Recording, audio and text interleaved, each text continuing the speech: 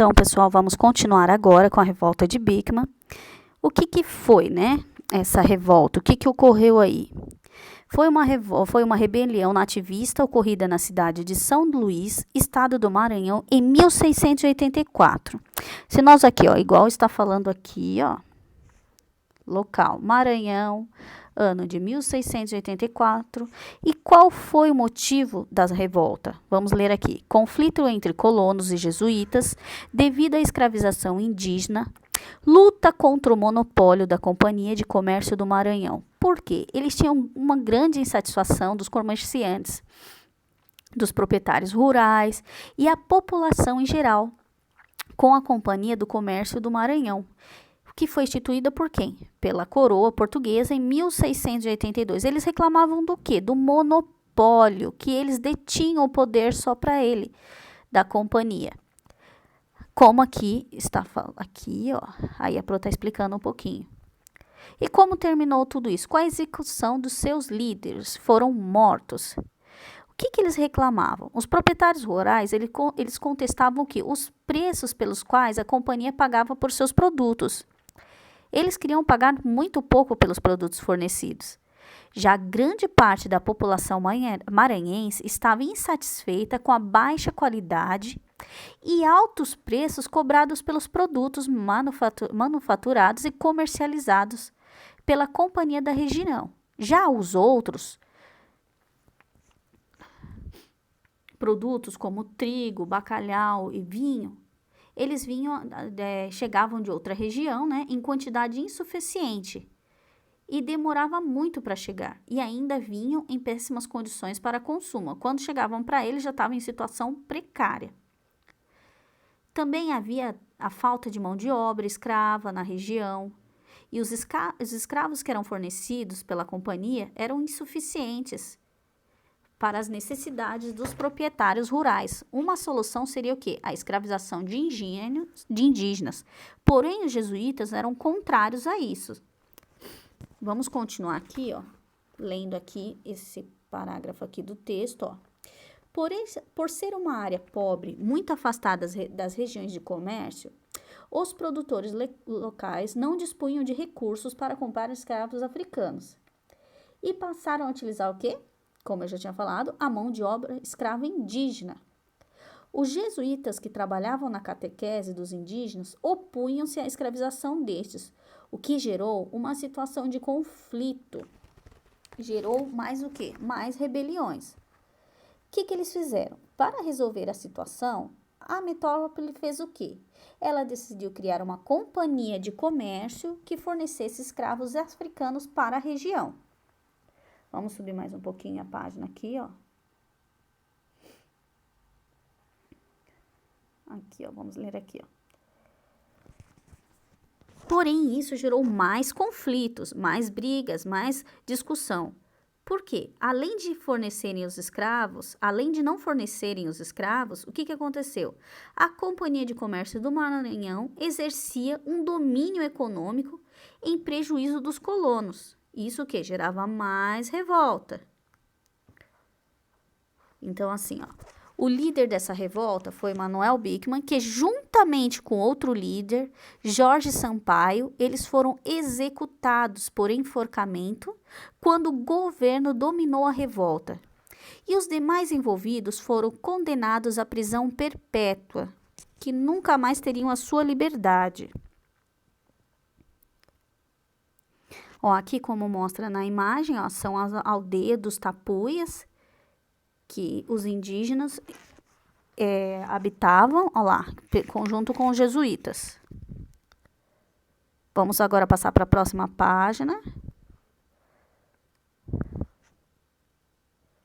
Vamos continuar agora na página 139, falando da Guerra dos Emboabas, tá? Local que ocorreu essa guerra, Minas Gerais, nos anos de 1708 a 1709.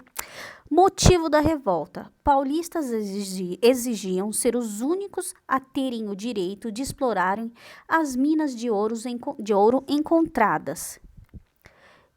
Aí, o que que eles, no caso aqui, os paulistas, os bandeirantes paulistas, que eles foram o quê? Os responsáveis pela descoberta, eles achavam que, eles acreditavam que a exploração das minas deveriam ser reservada aos pioneiros da região, que foram os primeiros moradores. Em contrapartida, o que que a coroa portuguesa achava? Ela enxergava o feito como mais uma excelente oportunidade de negócio, capaz de quê? De sanar a vida do Estado lusitano. Dessa forma, o que que ocorreu? A região de Minas Gerais, nos anos de 1708 e 1709, acabou se transformando em um palco de quê? De um conflito que acabou conhecido como a Guerra dos Emboabas. Aqui, o que que acabou acontecendo? Como terminou? Os paulistas foram derrotados, a coroa assumiu a exploração do ouro das Minas Gerais e seus líderes foram executados, eles foram mortos. Vamos subir a página aqui, ó. Como nós vimos, né, eu acabei de falar, os emboabas, os bandeirantes paulistas, eles foram o quê? Os responsáveis por encontrar o ouro. Vimos também que a descoberta do ouro provocou o deslocamento de pessoas de várias regiões, inclusive da metrópole. O que também ocorreu? A Guerra dos Emboabas foi, então, o conflito entre os paulistas e os não paulistas, chamados de emboabas, pelo direito de explorar as minas. Quem teria o direito de explorar essas minas? Aí, logo aqui, ó, no último parágrafo aqui, ó, os líderes da revolta, eles foram o quê? Executados, e os paulistas não conseguiram o direito de exploração exclusiva das minas, que passou a ser controlado pela coroa portuguesa, como a Pro já tinha falado, tá bom? Vamos ler o que é o emboaba aqui no nosso vocabulário. Aqui, ó. Segundo alguns autores, seria uma palavra de origem indígena, Moab, que se refere a uma ave com os pés cobertos de penas. Logo aqui ao lado, nós temos a imagem, né, dessa pintura aqui, ó, que se refere à Guerra dos Emboabas no século XVIII. Essa imagem aqui, ó. Vamos agora para o próximo conteúdo, que nós vamos falar agora sobre a Guerra dos Mascates. Então, agora nós vamos falar sobre a Guerra dos Mascates. O local foi Pernambuco, o ano de 1710, o motivo da revolta, disputa entre Olinda e Recife, pelo controle do poder político em Pernambuco. Como ocorreu isso? A Guerra dos Mascates ocorreu no ano de 1710, como nós falamos, em Pernambuco. Aparentemente foi o quê? Um conflito entre senhores de engenho de Olinda e comerciantes de Recife. Estes últimos foram denominados mascates, eram em sua maioria o quê? Portugueses. Antes da ocupação holandesa, Recife era um povoado sem maior expressão. O principal núcleo urbano era Olinda, a qual Recife encontrava-se subordinada. Porém, depois da expulsão dos holandeses, Recife tornou-se um centro comercial, graças ao seu porto excelente, e recebeu um grande afluxo de comerciantes portugueses.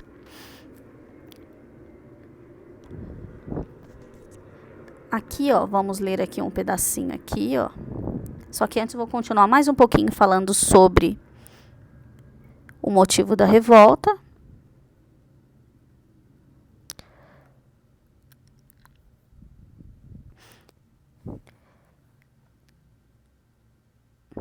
Aqui, ó, como terminou. Recife foi decretada como vila separada de Olinda, tornou-se a sede da capitania de Pernambuco e os líderes foram o quê? Presos. O que acontecia em Recife? Os habitantes eram ricos, comerciantes, principalmente portugueses. E em Olinda, senhores de engenho, representantes da aristocracia rural pernambucana. Peraí, deixa eu subir um pouquinho a página.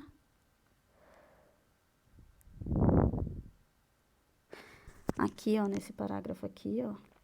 Recife prestava contas a Olinda, capital da capitania de Pernambuco, porém, em 1709, os comerciantes portugueses de Recife, chamados de mascates pelos olindeses, receberam uma autorização da coroa para se separarem de Olinda.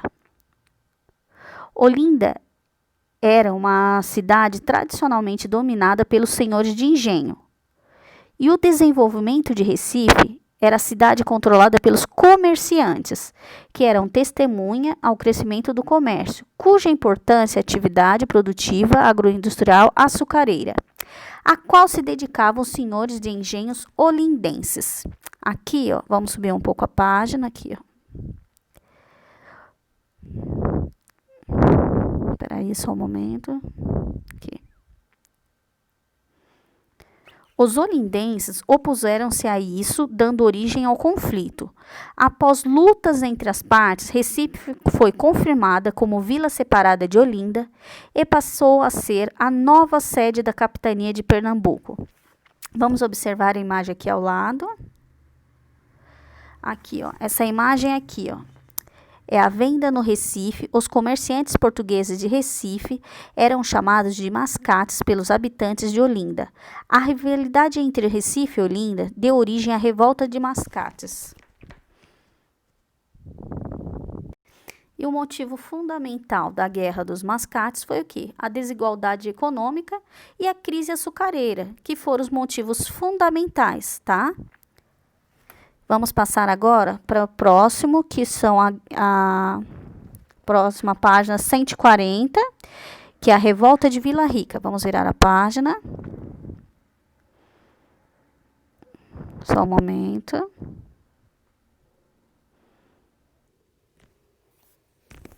Então, pessoal, vamos continuar agora. Vamos falar sobre a Revolta de Vila Rica ou Revolta de Filipe de Santos. O que foi isso? A Revolta de Vila Rica foi conhecida como Revolta de Filipe de Santos. Foi um movimento social de caráter nativista que ocorreu no quê? Em Minas Gerais, aqui, o local, no ano de 1720. Qual foi o motivo dessa revolta? Descontentamento dos mineradores com a criação das casas de fundição. E como terminou tudo isso? Com a suspensão temporária das casas de fundição e a execução de seu líder. Executaram o líder, mataram. Vamos dar continuidade aqui ao primeiro parágrafo. Ó. Como vimos, sobre todo o ouro descoberto, era cobrado o quê? Um imposto. O quinto, que representava a quinta parte de todo o ouro encontrado, que seria em torno de a maior parte. Até aquele momento, o imposto era cobrado em ouro, o que facilitava o quê? O contrabando e a sonegação de impostos.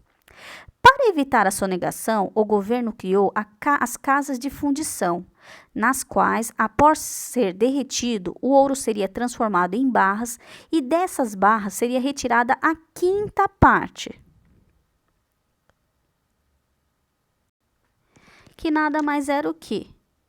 Que a criação dessas casas de fundição no Brasil, que tornou obrigatório o quê? A cobrança do quinto, que seria o quê? Um imposto de 20% sobre todo o ouro encontrado no Brasil.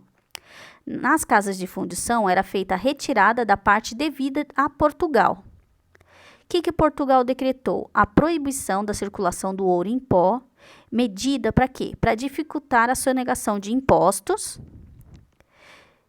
punições severas para quem não pagasse os impostos devidos à metrópole.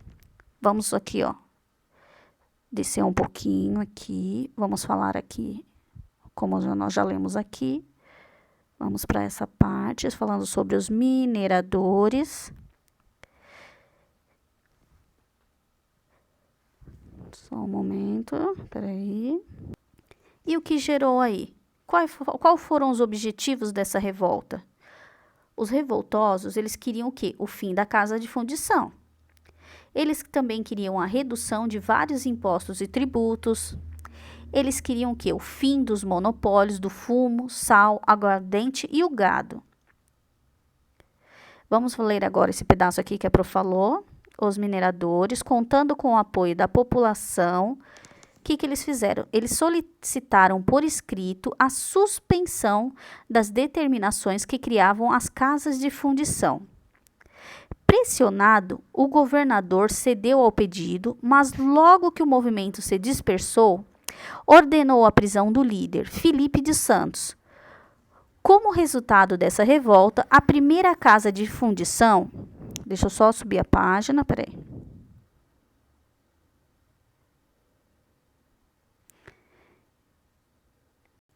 Ela só foi criada aqui, ó,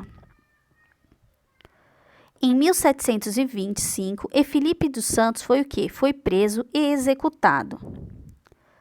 Olha como foi feito o julgamento de Filipe dos Santos. Ele foi aqui, ó, ele foi enforcado.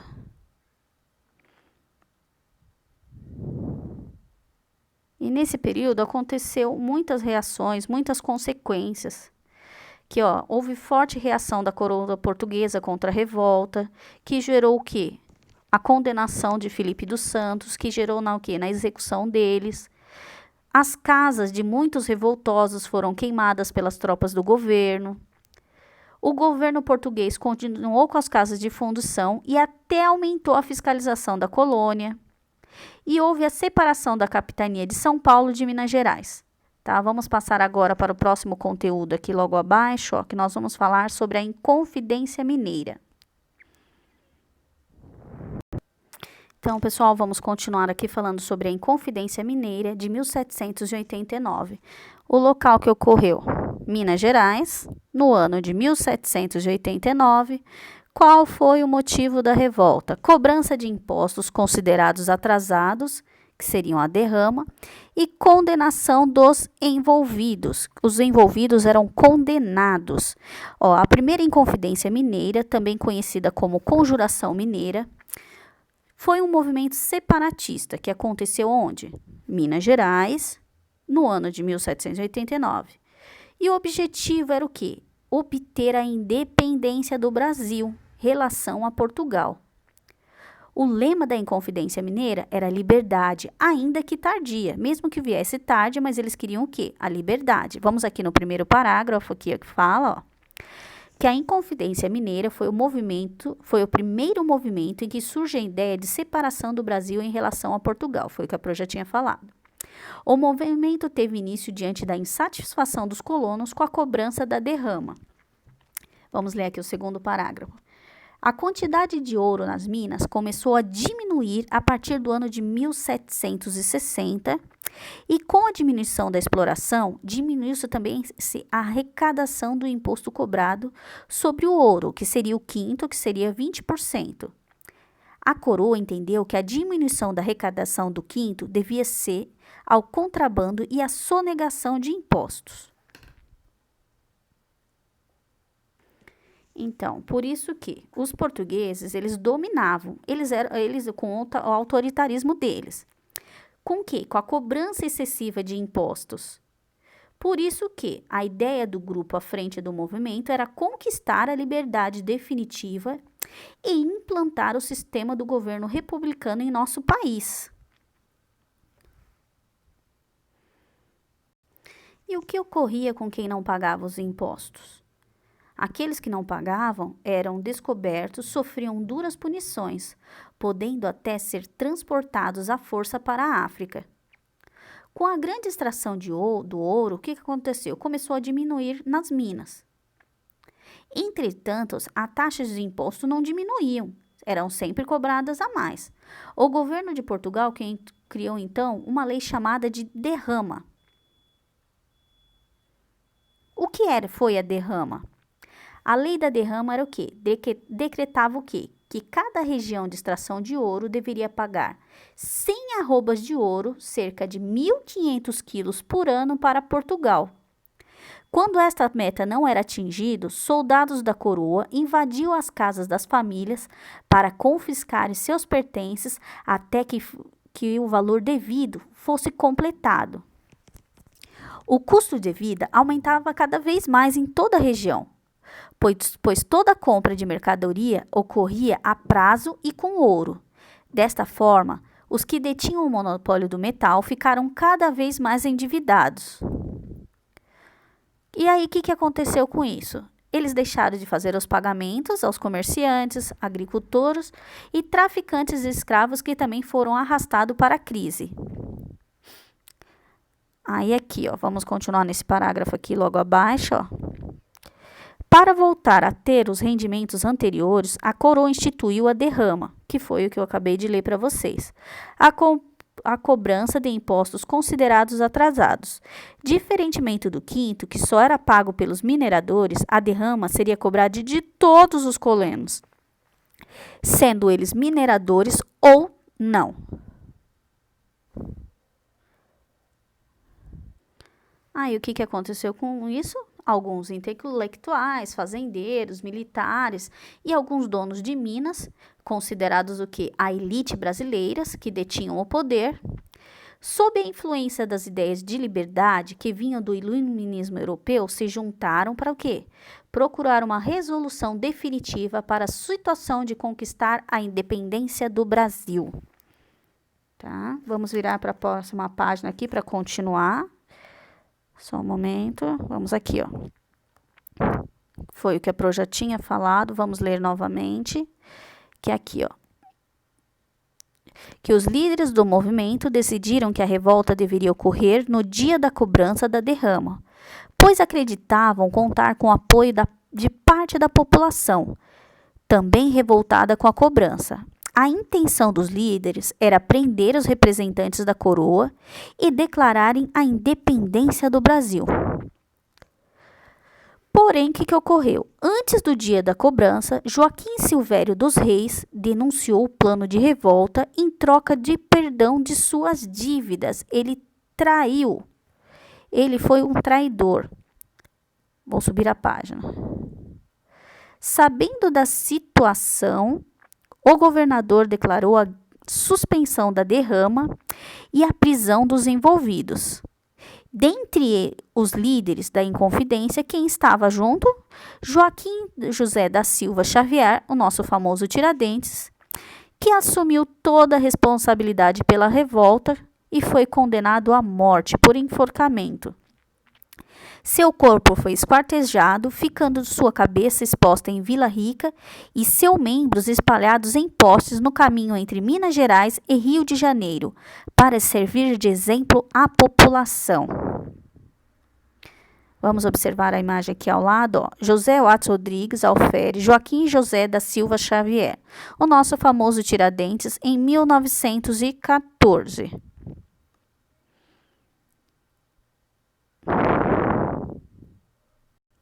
E o objetivo da Inconfidência Mineira sempre foi obter a independência do Brasil em relação a Portugal e implantar uma república, acabar com o monopólio comercial português, liberar e favorecer a implantação de manufaturas do Brasil. Eles queriam ser independentes, não é verdade? Então, vamos aqui, ó, finalizar aqui a Inconfidência Mineira. Tá? Aqui, ó, vamos primeiro observar essa imagem, ó, bandeira da Inconfidência Mineira e a atual bandeira do estado de Minas Gerais. O triângulo simboliza a Santíssima Trindade. A expressão libertas quaes será também significa em latim liberdade ainda que tardia. Que eles lutavam o quê? Pela liberdade, pela independência do Brasil.